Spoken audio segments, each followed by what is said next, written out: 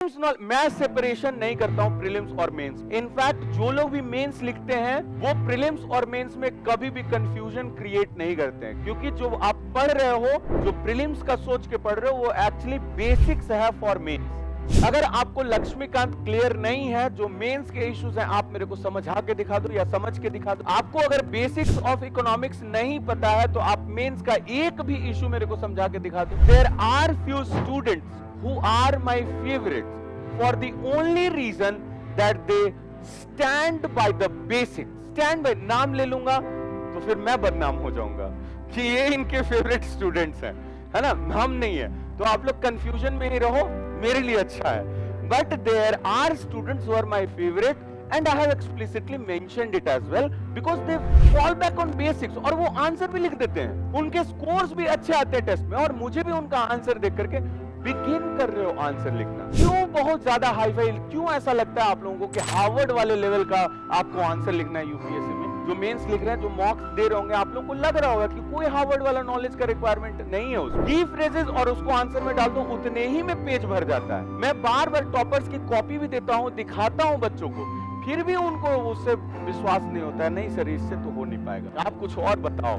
मेरे फ्रेंड से वो पूछते थे, या मेरे से भी, कि भैया आप तो मेंस लिख रहे हो, तो कैसा इंटरव्यू दिया आपने, कैसा क्या, आप सोर्स बताइए। हम लोग सोर्स बता देते थे, वही जो 7-8 बुक्स हैं वो बता देते थे कि इसको पढ़ लो, हो जाएगा। लास्ट में थोड़ा सा और कहीं से हम लोग कुछ ऐड कर लेंगे इसमें और हमारा कहानी खत्म हो जाएगा। तो जब वो 7 बुक का लिस्ट देते थे ना, तो उधर से बच्चों का रिस्पॉन्स आता, हाँ भैया ये तो हो गया बेसिक, अब आगे एडवांस के लिए क्या क्या एडवांस। मैंने उससे, अपने दोस्त से पूछा कि तू क्या करता है, तो बोला कि मैं पहले इरिटेट हो जाता था, डांट देता था उन्हें, फिर मुझे बाद में लगा कि मेरा क्या जाता है, फिर बोला मैंने मजे लेना स्टार्ट कर दिया। तो वो ना सबको एक स्पेक्ट्रम की पॉलिटी की बुक आती है, तो इतनी मोटी है, किसी ने देखी है, किसी ने लिया हुआ भी है क्या? वो सबको स्पेक्ट्रम की पॉलिटी बुक रेकमेंड कर ले भाई, वो लो, मेंस के लिए बहुत इंपॉर्टेंट है।